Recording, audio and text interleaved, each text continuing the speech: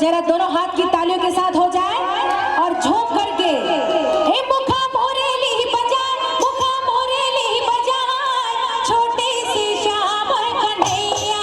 ओ मुखा मोरेली बजाए, मुखा मोरेली बजाए, छोटी सी श्याम कन्हैया, छोटी सी श्याम कन्हैया, छोटी सी श्याम कन्हैया, छोटी सी श्याम कन्हैया, छोटी सी श्याम कन्हैया। ओ मुखा मोरेली बजाए, मुखा मोरेली बजाए, छोटी सी श्याम कन्हैया। ओ मुखा मोरेली बजाए, मुखा मोरेली बजाए, छोटी सी श्याम कन्हैया। ओ मुखा मोरेली बजाए, मुखा मोरेली बजाए, छोटी सी श्याम कन्हैया।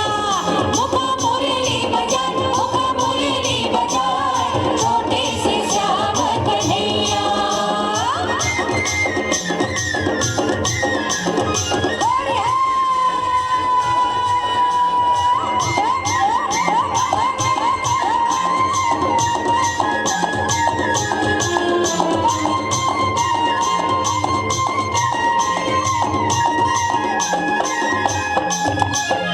छोटी छोटी रुखवा कदम की हुयला सीना, हुयला सीना, टापर माँ बैठी कन्हैया, कन्हैया, कन्हैया।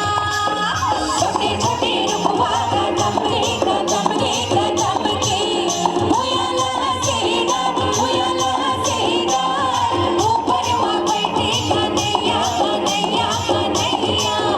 मुखा मोरेली बजाए, मुखा मोरेली बजाए, छोटी सी श्याम कन्हैया। ओ मुखा मोरेली बजाए, मुखा मोरेली बजाए, छोटी सी श्याम कन्हैया। अरे छोटी सी श्याम कन्हैया, छोटी सी श्याम कन्हैया, छोटी सी श्याम कन्हैया, छोटी सी श्याम कन्हैया। मुखा मोरेली बजाए, मुखा मोरेली बजाए, छोटी सी श्याम कन्हैया। ओ मुखा मोरेली बजाए, मुखा मोरेली बजाए, छोटी सी श्याम कन्हैया। ओ मुखा मोरेली बजाए, मुखा